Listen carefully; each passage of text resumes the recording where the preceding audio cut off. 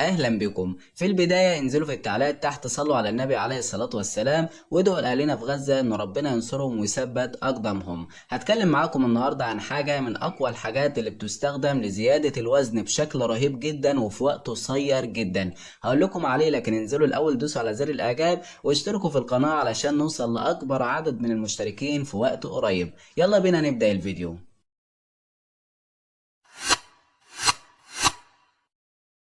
هتكلم معاكم النهارده عن حاجه اسمها سيروفيت شراب. سيروفيت شراب من الحاجات اللي بتستخدم كفاتح للشهيه ومقوي عام، بتساعد على زياده الوزن في وقت قصير جدا وبشكل رهيب جدا جدا.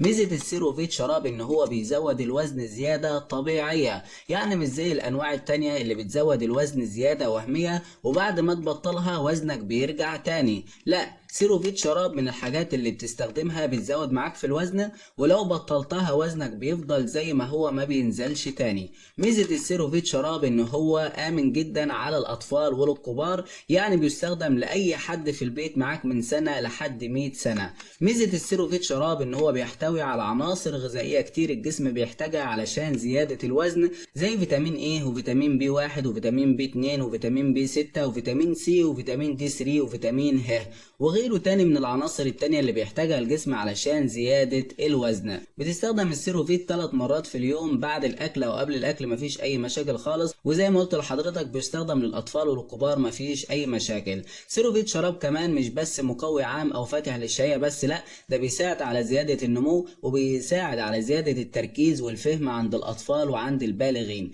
استخدموه ان شاء الله يجيب معاكم نتيجة كويسة، وما تنسوش بقى تدوسوا على زر الاعجاب وتشتركوا في القناة وتنزلوا في التعليقات تصلوا على النبي وتدعوا لاهلنا في غزة. وزي ما عودتكم في كل فيديو، انا مش دكتور ولا صيدلي، لكن بجيب لكم حاجات ناس جربتها وجابت معاها نتيجة كويسة، فبقول لكم عليها على اساس ان اجيب برضو معاكم نتيجة كويسة. لكن ما تستخدميش اي حاجة غير لما ترجع للدكتور او الصيدلي، لان هم اكتر اتنين هيقولوا لك الحاجة دي تنفع معاكي ولا لا. ونتقابل ان شاء الله في فيديوهات تانية. السلام عليكم.